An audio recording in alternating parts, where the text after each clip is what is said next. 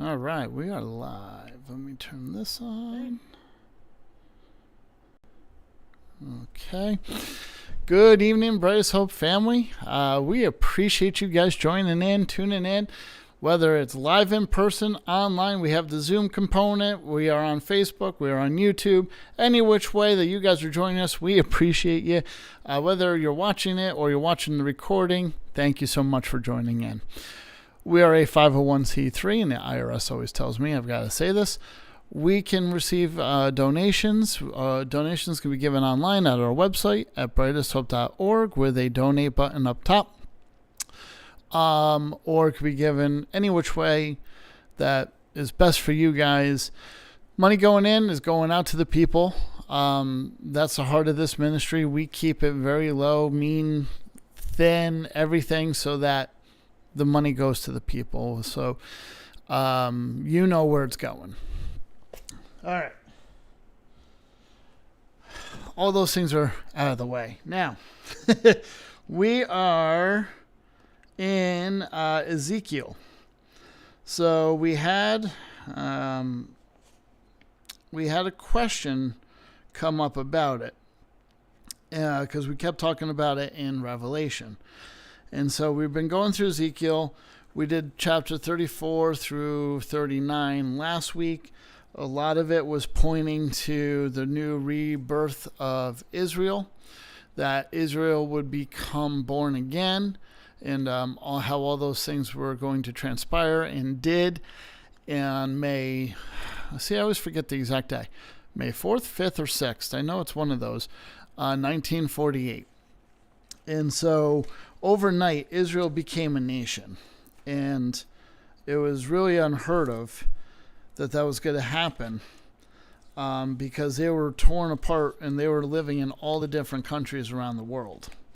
And so they were gathered together, given their own land back, and I'm turning pages while I'm getting there. And up into the last minute, they didn't have a name for the nation. And it wasn't until they finally said, hey, let's just call it Israel. And they all agreed upon it. And it was like the 11th hour, and boom, overnight, Israel became a nation after the end of World War II. With that, it was very prophetic because Ezekiel talks about Israel and all of that and the nation of Israel. So they literally did prophetic fulfillment throughout all of it. Not only was it born again, the fig tree was born again, but also the dry bones were made flesh again, and the nation rose up again. So all of those prophetic messages in Ezekiel were fulfilled on that one night. Then we finished on at the end of chapter 39. So we are starting in 40 tonight. Now, chapters 40 through 48, two main screens, so excuse me. Chapter 38 and 39 talked about Gog and Magog. Gog and Magog, or Magog, was more so found out in Asia. Kind of the Afghanistan and that territory further out. So it's beyond Iran and Iraq and all that stuff, and it's further out, but it's in Afghanistan, and it goes out that way. Rush, which is also kind of the Gog-Magog thing, was also the northern side. So northern was more Russia, and it's Russia territory now, and all of those things. So we see Asia and a good portion of Asia, as well as Russia, coming down upon Israel. This is a multi-nation attack on Israel, and we found that in Revelation 20. So it ties fully together between Gog, Magog, Revelation 20, and Ezekiel 38, 39. Now that we jump into chapters 40 through 48. These are the most detailed and debated sections of Ezekiel and what transpires, or the timeline and all those things. It gives us a literal future of what's going to happen, that a real temple is going to be standing, all of these different things. There's going to be sacrifices, etc. So we're going to dive all into it, but just kind of giving you guys a little bit of the groundwork. Fulfilled, already done, is that the Jewish people were regathered, and that was chapter 36, 37. Chapter 37 really showed the rebirth of Israel, which has been shown, fulfilled today. There's a spiritual awakening that's happening now, and Ezekiel kind of talks about it, where there's people in Iran, there's people all over. The biggest growing churches are in Iran. Outside of that, there are churches all over Asia, all over the world, that have gained a ton of momentum. There's been a huge awakening, not only in the U.S. after Charlie Kirk, but all around the world. There's been a whole wide awakening happening. There's many stories in the Islamic nations that people are turning to God or in Jesus because they're getting visions of Jesus. And you're seeing a lot of this even on social media. People are all over the world are getting these visions of Jesus and converting to Christianity. So there is a big spiritual awakening happening. There was judgment against Edom, and that was historical, and that was actually proven way further back, but it did happen. The judgment of Edom, which I believe was chapter 38 or 30, somewhere in there. Now, the things that are still yet to come, just kind of laying out some groundwork. There's a full nation conversion of Israel for a new heart. Now, the new heart doesn't necessarily mean it's Christianity. The Gog and Magog invasion does not happen until towards the end of Revelation. So that's going to be a much further event. There's a new temple that this is going to be talking about in verse 40, or chapter 40, which we're going to get into, which is the third temple to be built. And there is an eternal reign of the Davidic king, the lineage of David, which has been fulfilled through Jesus Christ, who came from the house of David. So he is the forever prince and the forever king over Israel. So just kind of laying out some of the groundwork as we dive in. So, chapter 40, I'm just making sure I pull up my comments just to make sure I see if anybody's got a question. All right. So, Ezekiel 40. In the 25th year of our exile, at the beginning of the year, on the 10th of the month, in the 14th year after the fall of the city, on that very day, the hand of the Lord was on me, and he took me there. In visions of God, he took me to the land of Israel and set me on a very high mountain, on whose south side were some buildings that looked like a city. He took me there, and I saw a man whose appearance was like bronze. He was standing in the gateway with a lined cord and a measuring rod in his hand. The man said to me, "Son of man, look carefully and listen closely and pay attention to everything I am going to show you. For this is why you have been brought here. Tell the people of Israel everything you see." I saw a wall completely surrounding the temple area. The length of the measuring rod in the man's hand was 6 long cubits, each of which was a cubit and a handbreadth. He measured the wall, and he measured the wall. It was 1 measuring rod thick and 1 rod high. Then he went to the east gate. He climbed its steps and measured the threshold of the gate. It was 1 rod deep. The alcoves for the guards were 1 rod long and 1 rod wide, and the projecting walls between the alcoves were 5 cubits thick, and the threshold of the gate next to the portico facing the temple was 1 rod deep. So he's giving out all the measurements of the eastern gate, of the walls, of all that. And it's prophesied that the Messiah would go through the eastern gate, which Jesus did on Palm Sunday.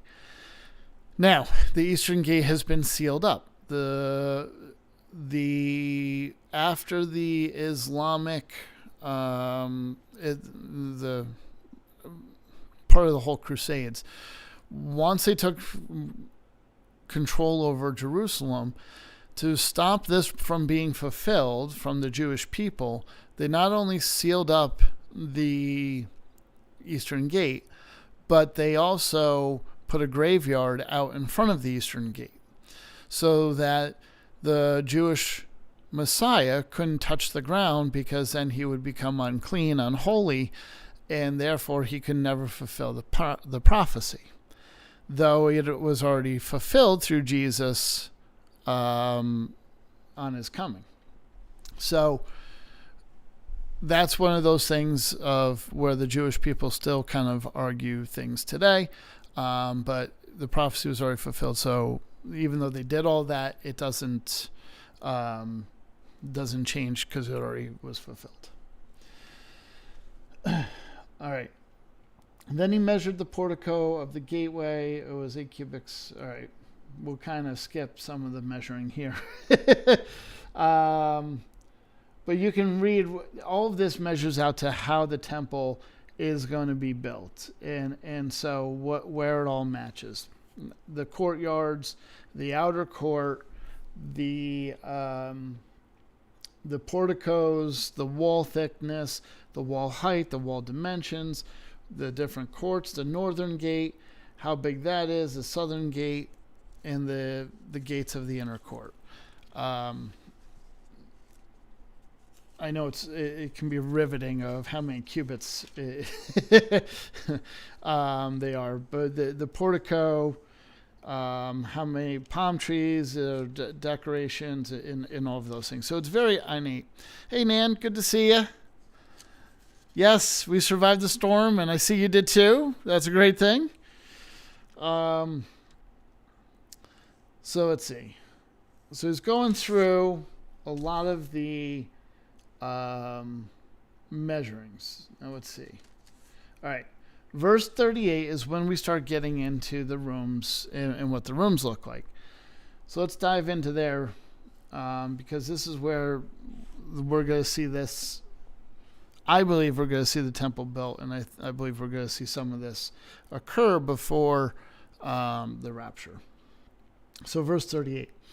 A room where the doorway was by the portico in each of the inner gateways, where the burnt offerings were washed.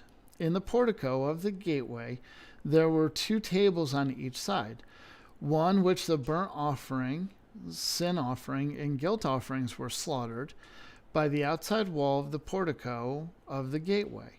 Near the steps of the entrance of the north gateway were 2 tables, and on the other side of the 2 steps were 2 tables. So there were 4 tables on one side of the gateway and 4 tables on the other, 8 tables in all, on which the sacrifices were slaughtered. There were also 4 tables of dressing stones for the burnt offerings, each 1.5 cubits long and 1.5 cubits wide, and 1 cubit high. And on them were placed the utensils for slaughtering the burnt offerings and the other sacrifices. The double-pronged hooks, each a handbreadth long, were attached to the wall all around. The tables were for the flesh of the offerings. Outside the inner gate, within the inner court, were 2 rooms, one at the side of the north gate and facing south, the other at the side of the south gate and facing north. He said to me, "The room facing south is for the priests who guard the temple, and the room facing north is for the priests who guard the altar. These are the sons of Zadok, who are the only Levites who may draw near to the Lord to minister before him." Then he measured the court its square, 100 cubits long, 100 cubits wide, and the altar was in front of the temple. He brought me into the portico of the temple and measured the jambs of the portico.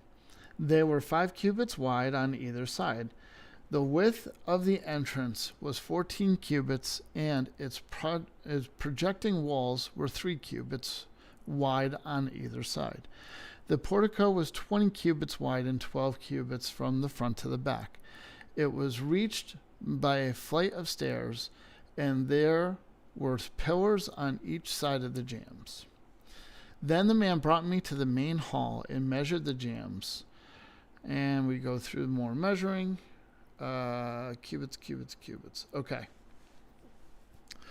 Down to verse 4. And measured, let's see. Well, we'll go to 3. Then he went to the inner sanctuary and measured the jambs of the entrance. Each was 2 cubits wide. The entrance was 6 cubits wide, and the projecting walls on each side were 7 cubits wide. And he measured the length of the inner sanctuary. It was 20 cubits, and its width was 20 cubits. Across the end of the main hall, he said to me, "This is the most holy place." So the most holy place was the most inner side chamber of the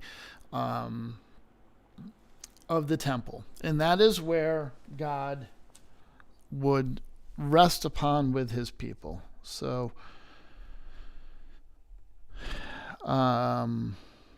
let me do this.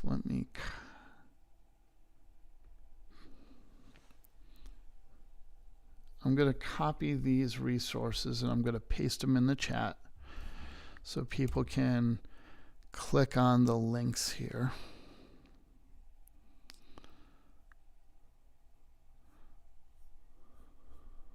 Let's see. All right, there. That one went to Facebook. And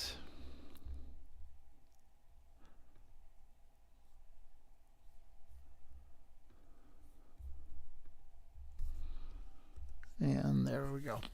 Okay. So here's some links for you guys.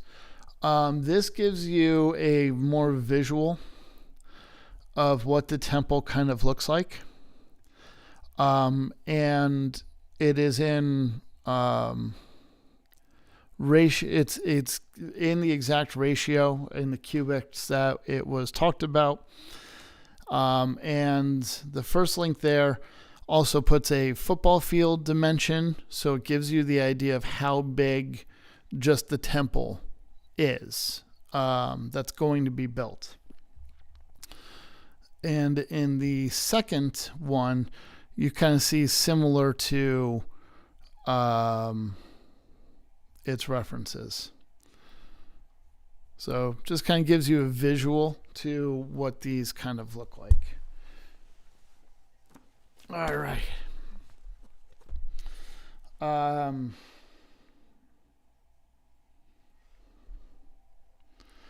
Talks about the side rooms.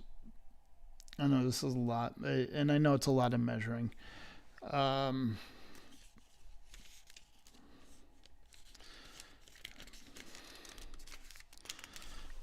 Let me skip ahead a little bit here for the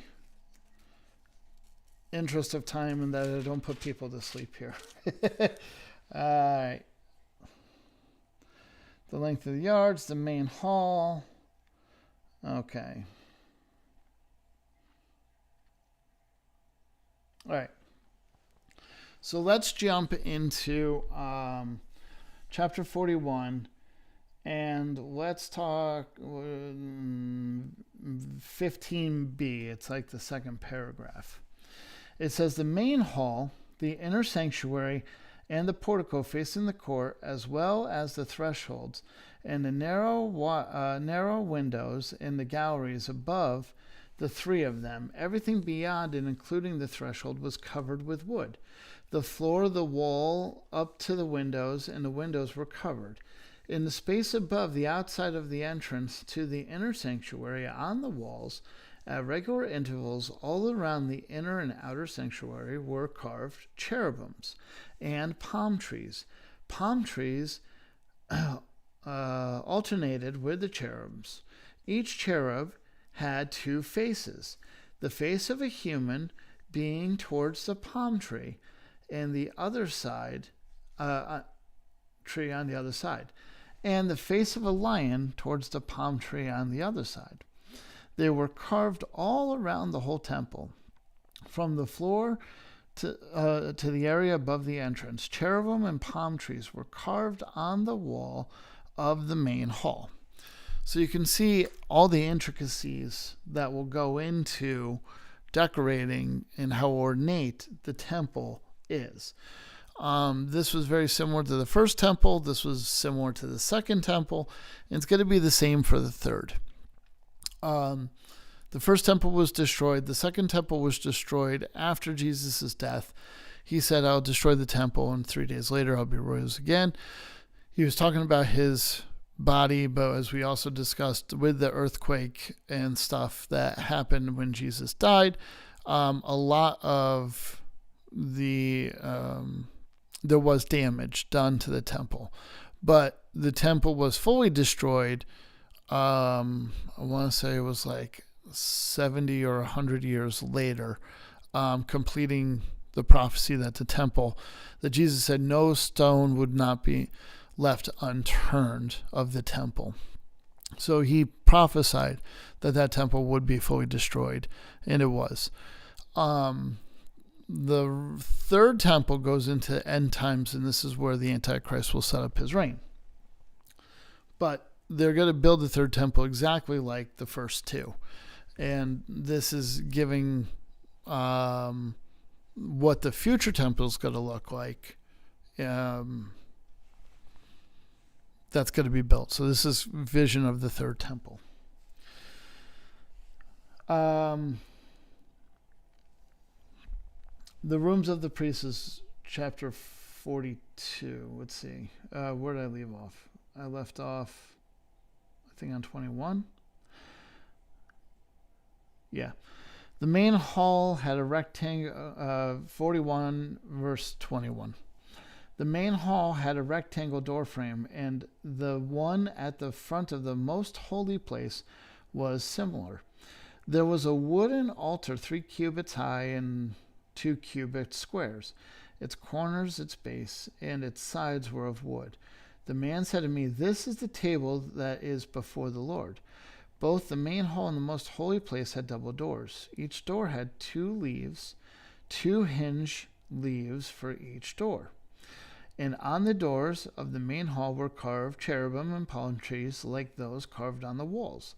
And there was a wooden overhang on the front of the portico. On the side walls of the portico were narrow windows with palm trees carved on each side. The side room of the temple also had overhangs. 42 goes into the rooms for the priests, where they live, and how it is to be built. Okay, so let's jump to 43.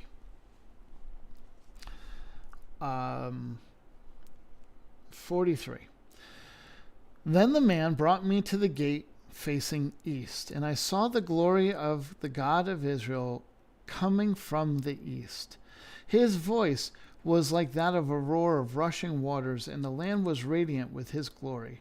The vision I saw was like a vision I had seen when he had come to destroy the city, and like the visions I had seen by the Kabar River, and I fell face down. The glory of the Lord entered the temple through the gate facing east.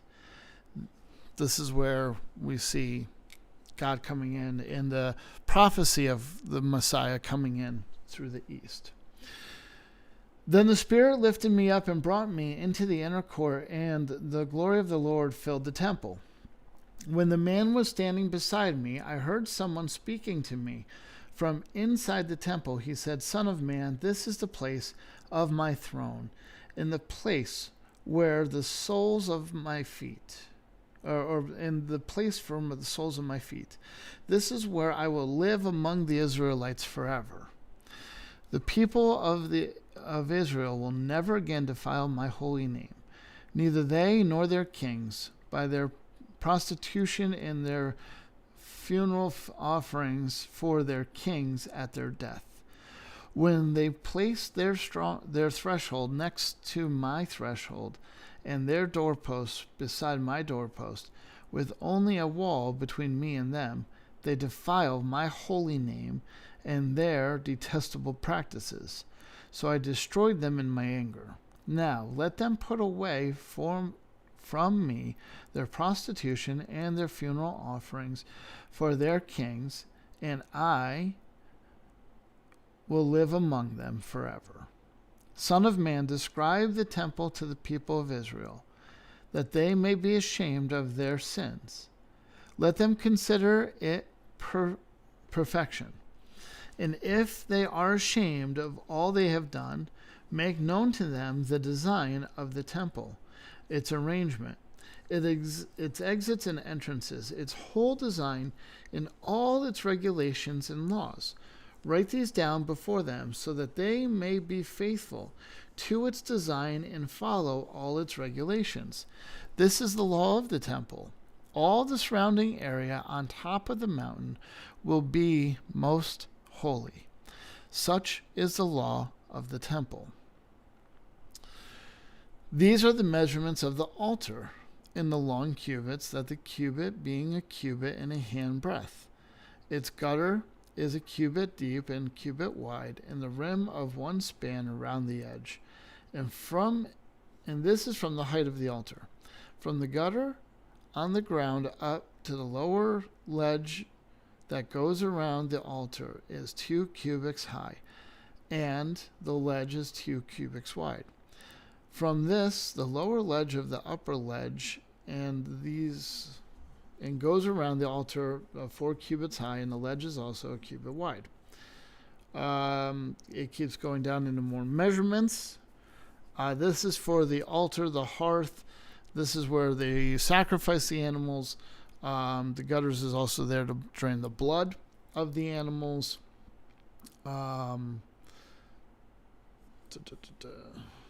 So verse 18.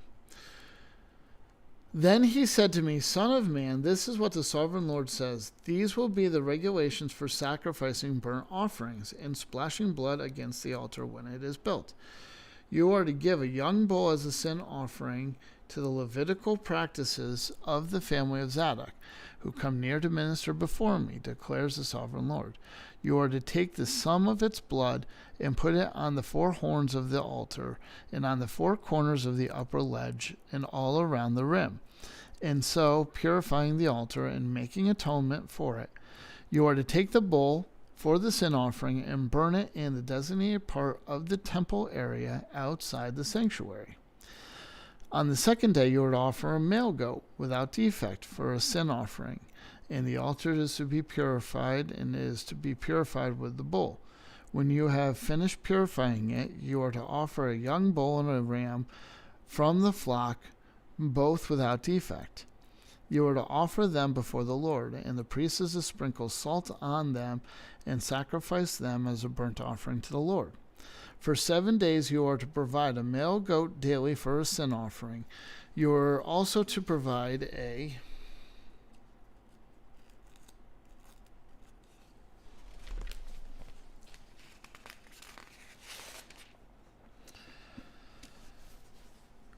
young bull and a ram from the flock, both without defect. For 7 days they are to make atonement for the altar and to cleanse it. Thus they will dedicate it. At the end of these days, from the 8th day on, the priests are to present your burnt offerings and fellowship offerings on the altar. Then I will accept you, declares the sovereign Lord. Okay.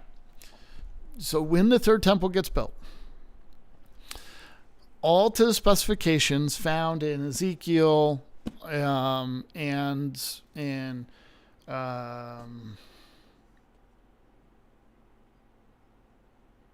I'm blanking, but Samuel was, is it Samuel? No. I'm blanking on the name. Solomon. There we are. Woo! I knew it had an S. All right. Solomon built that temple, right? So all of this is in the same accordance.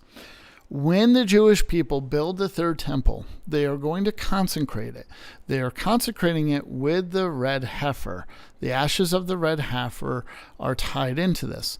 They have already been consecrating the priests with the ashes. This happened in the beginning of the month, in the beginning of February. They started consecrating the priests with the ashes of the red heifers. So the priests are now consecrated. Or it could have been a trial run, but they did it with some of the ashes from the red heifer. The ashes, there's a lot of ashes of the red heifer, so that's the reason. It could have been a practice run. Again, it's one of those things. When they build the third temple, they will start offering again. They do not offer now because they feel like they don't have a temple to offer anything to God. Once the temple gets built, they go back to animal sacrifices. And this will become daily. So what we just read is the cleansing of the altar. So this is what's going to happen. After the temple is built, they're going to go through that ritual right there to cleanse the temple. And they will be then doing daily burnt offerings. Daily. It will be routine. It will be routine enough that people are going to be accustomed with it. When the Antichrist comes, as we read in Revelation, he will put a stop to the daily sacrifices. He's going to put a stop to the sacrifices after 3.5 years. When he steps into the inner sanctuary, and he will declare himself to be God. At that point, the last 3.5 years of the tribulation become hell on earth. That's when the mark of the beast occurs. That's when, if you don't bow down and worship him, you will be killed. Bible says beheaded. Those that are beheaded are martyred, and they have a special reward for them in heaven. Most people will panic. They will turn away from God. They will take the mark because they're going to panic for the now. When people get threatened with their job, when people get threatened with not being able to buy, sell, provide for their family, et cetera, et cetera, et cetera, people get very desperate. One of the things I've talked about a couple times is people say that we are 9 meals away from like a catastrophe. So to kind of put things into perspective. Nancy had a question. What is a cubit? So a cubit was an exact measurement. It was originally measured from the elbow to the top of the finger, the middle finger. And that would be roughly a cubit. It's roughly about 18 inches in length. So when we're reading these, the rod was a cubit and a hand width. So it was an extra 3-4 inches on top of it. So at that point, it's like 21, 22 inches. So however cubits it's saying, 4 cubits, that's 4 times 22 inches to give you, an idea. So roughly, I mean, you can kind of round up and say it's like just under 2 feet.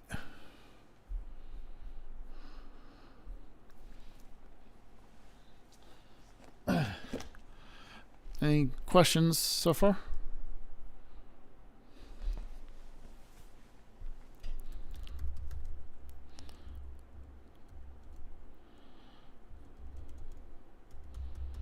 Just putting it out there so it's also in the chat. It's 18 inches, and then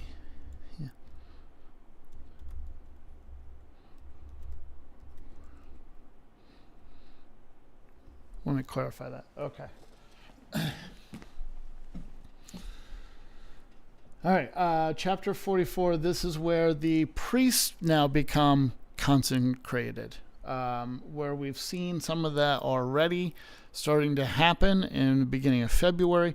These are the rituals in which they're to perform to consecrate the priests. Then a man brought me back to the outer gate of the sanctuary, the one facing east, and it was shut. See, so once God goes into the eastern gate, it becomes shut. And so it was fulfilled by the Muslims when they sealed it up. So that was also fulfilled prophetically way back when they took over the land of Israel. The Lord said to me, the gate is to remain shut. It must not be opened. No one may enter through it. It is to remain shut because the Lord, the God of Israel, has entered through it. The prince himself is the only one who may sit inside the gate to eat in the presence of the Lord. He is to enter by the way of the portico of the gateway and go out the same way. Then the man brought me by way of the north gate to the front of the temple. I looked and saw the glory of the Lord filling the temple of the Lord, and I fell face down. The Lord said to me, Son of man, look carefully, listen closely, and give attention to everything I tell you concerning all the regulations and instructions regarding the temple of the Lord. Give attention to the entrance to the temple and all its exits of the sanctuary. Say to the rebellious Israel, this is what the sovereign Lord says. Enough of your detestable practices, people of Israel. In the addition to all your other detestable practices, you brought foreigners, uncircumcised in heart and flesh, into my sanctuary, desecrating my temple, while you offered me food, fat, and blood, and you broke my covenant. Instead of carrying out your duty in regard to my holy things, you put others in charge of my sanctuary. This is what the sovereign Lord says. No foreigner uncircumcised in heart and flesh is to enter my sanctuary, not even the foreigners who live among the Israelites. The Israelites who went far from me when Israel went astray, and who wandered from me after their idols, must bear their consequences of their sin. They may serve in my sanctuary, having change of the gates of the temple and serving in it. They may slaughter the burnt offerings and sacrifices for my people and stand before the people and serve them. But because they served them in the presence of their idols and made the people of Israel fall into sin, therefore I have sworn with uplifted hand that they must bear the consequences of their sin, declares the sovereign Lord. They are not to come near to serve me as priests, or come near any of my holy things, or my most holy offerings. They must bear the shame of their detestable practices. And I will appoint them to guard the temple for all the work that is to be done in it. But the Levitical priests, who are descendants of Zadok, and who guard my sanctuary when the Israelites went astray from me, are to come near to me to minister before me. They are to stand before me to offer sacrifices of fat and blood, declares the sovereign Lord. They alone are to enter the sanctuary. They alone are to come near my table to minister before me and serve me as guards. So this is being fulfilled because they have priests that have come from the Levitical line. This is why I say when everything's ready to go for the temple, everything's ready. They have the priests all ready. We saw them. They did a whole ceremony. It wasn't the burnt offering, but they did a whole ceremony with the Levitical priests of one of the pools. And it was like roughly a year ago. But they have these priests already in line, ready to go. So they know who's going to serve where once the temple's built. 17. Yeah, we have time. When they enter the gates of the inner court, they are to wear linen cloths. They must not wear any wool garment while ministering to the gates in the inner court and inside the temple. This is where we see a lot of Orthodox. Orthodox Jews make sure their clothes are to the orthodoxical way. Wool and cotton cannot be mixed. It's either wool or cotton. For the priest, everything is going to be cotton. There is no wool that will be allowed in. And all of the priestly garments have already been made. So all of this stuff is all ready to go. They must not wear anything that makes them perspire. When they go out into the outer court where the people are, they are to take off the clothes that they have been ministering in and to leave them in the sacred rooms and put on other clothes so that the people are not consecrated through contact with their garments. They must not shave their heads or let their hair grow long, but they are to keep the hair of their heads trimmed. No priest is to drink wine when he enters the inner court. They must not marry widows or divorced women. They may marry only virgins of Israelite descent or widows of priests.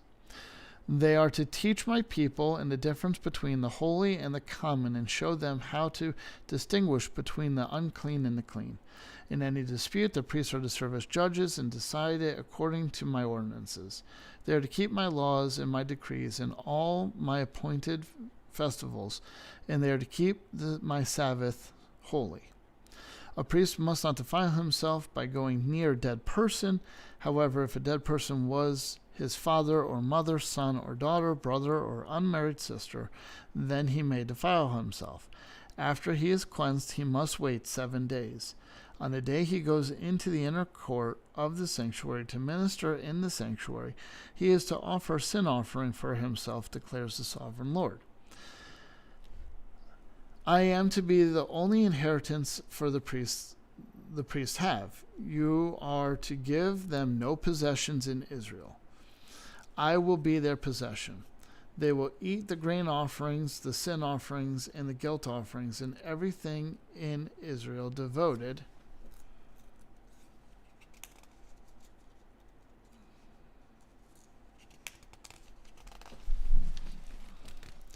these pages stick to the Lord will belong to them. The best of all the first fruits and all of your special gifts will belong to the priests. You are to give them the first portion of your ground meal, so that the blessing may rest upon your household. The priest must not eat anything, whether bird or animal, found dead or torn by a wild animal.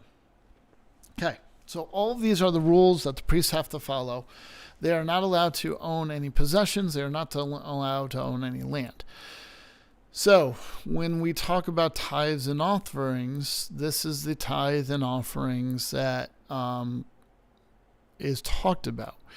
The priests are to have nothing, and they are fully reliant upon God's people for food and everything else. Their job is to minister, their job is to serve the Lord, and their job is to preach the word and all of those things.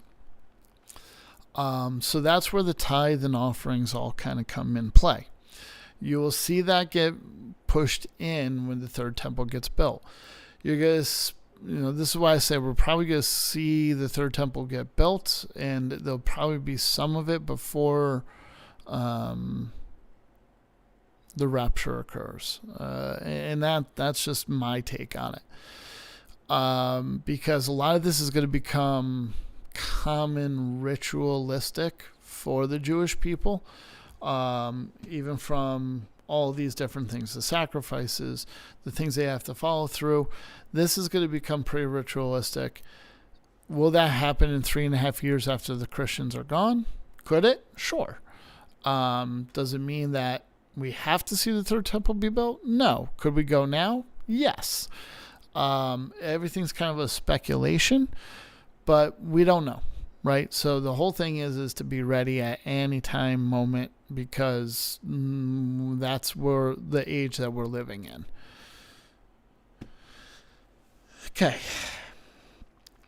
3 chapters ago in 15 minutes. I'm not sure I'm going to get that far, but let's give it a whirl. Israel is fully restored. So when you allot the land as the inheritance, you are to present the Lord a portion of the land as a sacred district, 25,000 cubits long, 20,000 cubits wide. The entire area will be holy. Of this, a section of 500 cubits square is to be for the sanctuary, with 50 cubits around it for open land. So as you kind of saw in that second illustration that I sent you guys, how the land will be holy around it. So even though the temple will be there, there's also going to be like a holy land devoted around the temple as well. I'm going to make sure the comments come forward again.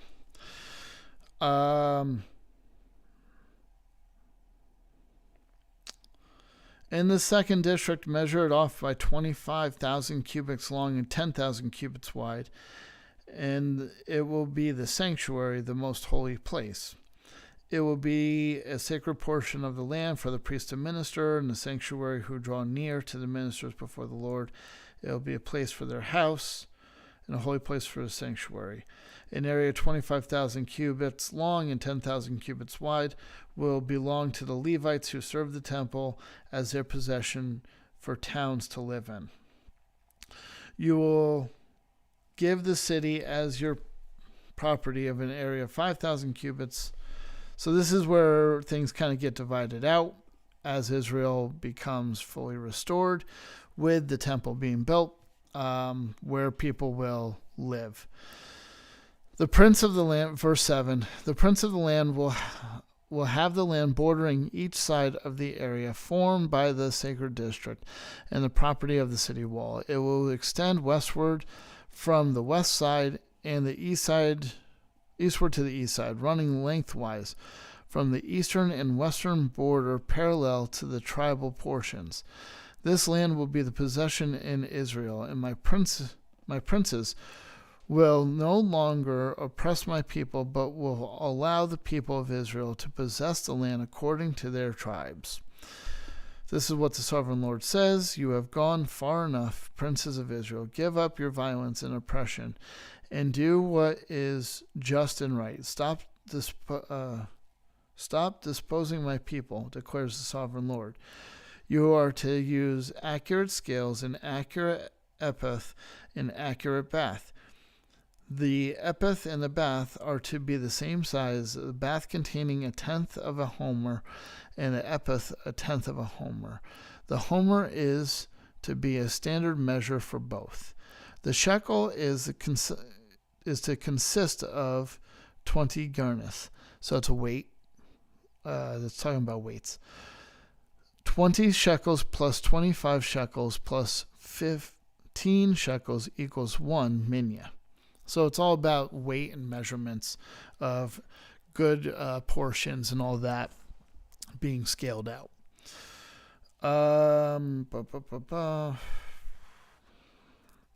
This talks more about weights.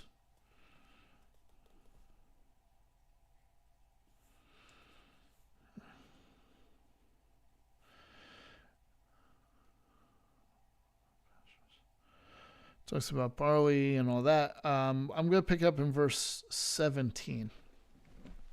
So 45 verse 17. It will be the duty of the prince to provide the burnt offering, grain offerings, and drink offerings at the festivals, the new moons, and the Sabbaths, at all the appointed festivals of Israel. He will provide the sin offerings, grain offerings, burnt offerings, and fellowship offerings to make atonement for the Israelites. This is what the sovereign Lord says. In the first month of the first day, you are to take a young bull without defect and purify the sanctuary. The priests are to take some of the blood and the sin offering and put it on the doorposts of the temple, on the 4 corners of the upper ledge of the altar, and on the gateposts of the inner court. You are to do the same on the 7th day of the month for anyone who sins unintentionally or through ignorance, so that you can make atonement for the temple.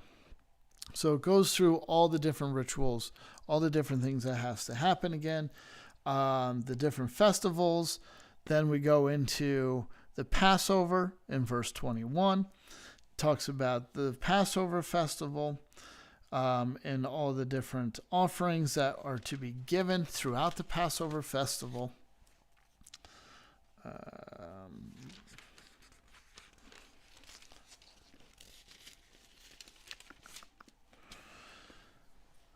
And let's see this over. The Sabbath, just making sure we have enough time. So I'm skimming a bit. Okay, 46. It talks about the Sabbath and new moon festivals again, how the priest is to sacrifice the burnt offerings and fellowship offerings. He is to bow down in the worship at the threshold of the gateway and then go out. But the gate will not be shut until evening, so the gates stay open until the evening. That's verse 2 of 46. Keeps going. The lamb offerings in verse 5. In verse 6, there's 6 lambs offering and a ram, all without defect. And then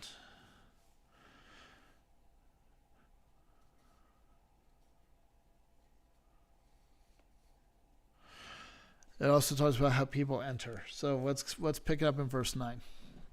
So 46 verse 9. When the people of the land come before the Lord at the appointed festivals, whoever enters by the north gate to worship is to go out the south gate, and whoever enters by the south gate is to go out the north gate. No one is to return through the gate by which they entered, but each is to go out the opposite gate. The princes among them going in when they go in, and going out when they go out. At the feasts of the appointed festivals, the grain offering is to be epith with a bull, an epith of the ram, and with the lambs as such as he pleases, along with a hin of oil for each epith. So we see that anybody that comes in through the north has to go in through, leave the south. Everybody that comes in from the south goes up through the north. It also doesn't say whoever comes in the east and goes out the west, and west goes in the east, because the east gets shut. The east is shut because God has gone through it. Similarly, we've seen all of that be fulfilled. The eastern gate is still sealed to this very day. So that's why, even with this, we see that he only talks about north and south. He doesn't talk about east and west. So I just wanted to point that out. Talks about the free will offering every day, the daily offering that they're supposed to give. And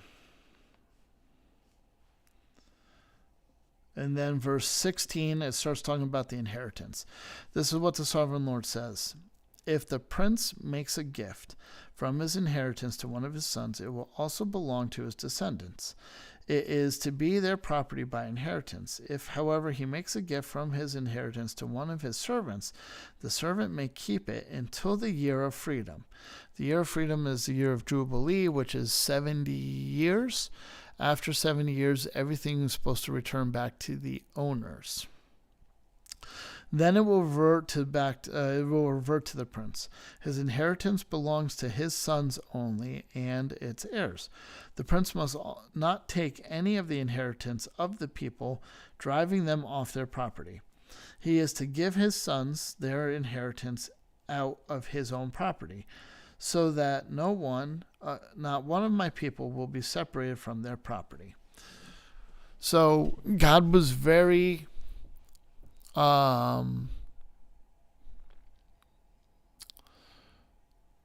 exact on people's properties and the property of their land. As the tribes got land, they knew that land was valuable and precious and all that. People could sell land and whatnot. The land was really a rental up until the year of Jubilee. I think it's 7 years. Yeah, every 7 years, not 70. Every 7 years, the land was to be returned back. So if somebody rented the land in year 1, they would have almost 7 years of rental. If they rented the land in year 6, they would only have 1 year of rental before the land had to be given back to the rightful owner. So God was very particular in that way so that nobody would lose everything forever, that they had their inheritance and their inheritance was forever. It was an eternal inheritance, given back every day when the time of freedom, which I believe was 7 years. Then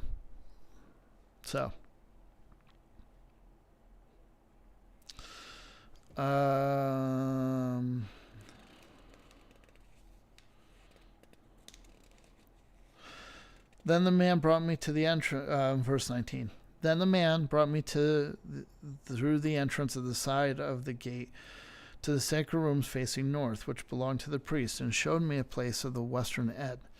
He said to me, "This is the place where the priests are to cook the guilt offering and the sin offering and bake the grain offering, to avoid bringing them into the outer court and consecrating it with the people." And consecrating the people. So there was separation of the holiness from the priest with the people. And then he brought me to the outer court and led me around the 4 corners, and I saw each corner another of the court. The 4 corners in the outer court were enclosed courts, 40 cubits long, 30 cubits wide, which each of the courts of the 4 corners was the same size. Around the inside of each of the 4 courts was the ledge of a stone, with places for fire to be built all around the ledge. He said to me, "These are the kitchens where those who minister at the temple are to cook the sacrifices of the people."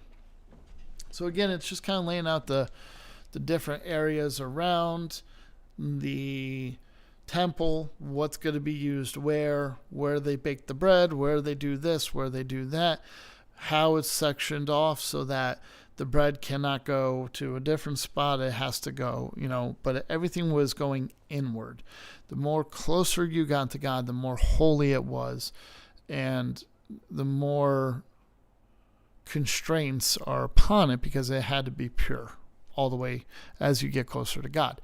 Just like how when we sin, we get further from God, but God's blood atones for us so we get closer to God. And so we can see that relationship even through all the offerings and all the different components of all of this. I know. 2 chapters shy. We were close. Now, the river from the temple is really interesting because we see that in Revelation. And then 48, we see the division of the land. Now,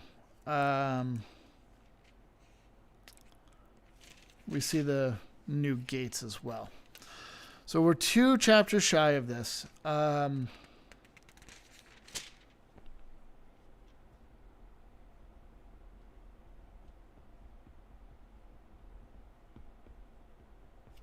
Yeah, I think we're going to end there, though, tonight. It will go much, much deeper with the river and all of that. And that ties a lot into Revelation. Are there any questions? I know this one, there's a lot of measuring there, and I know that gets a lot of very kind of confusing. Really, it's laying out the exact dimensions that the third temple will abide by. That they're still talking about building it. I think there was it was like 2 weeks ago, I saw a clip. They have a road built now to the temple, and it's underground. So even there's a lot of movement on the third temple. So keep your eyes on it. There each week there's something new going on over there. So that's what I kind of keep my eyes on, is the temple being built. But really anything can, there's nothing that has to be fulfilled between now and the end times. So I say that with a lot of stress because we don't know when he's coming back. Nobody knows the day or the hour. There are signs. We're seeing a lot of the signs. We're seeing the river Euphrates dry up, which it talks about in Revelation. We're seeing the talks of the temple being built. The temple has to be built for the Antichrist to do the abomination of desolation, which is where he claims to be God. We're seeing peace talks. It hasn't fully occurred a lot in the Middle East. There's still some tensions, especially with Iran. So are those the exact peace talks? Is that the peace that we're, these are all, we don't fully know, but we keep our eye on it.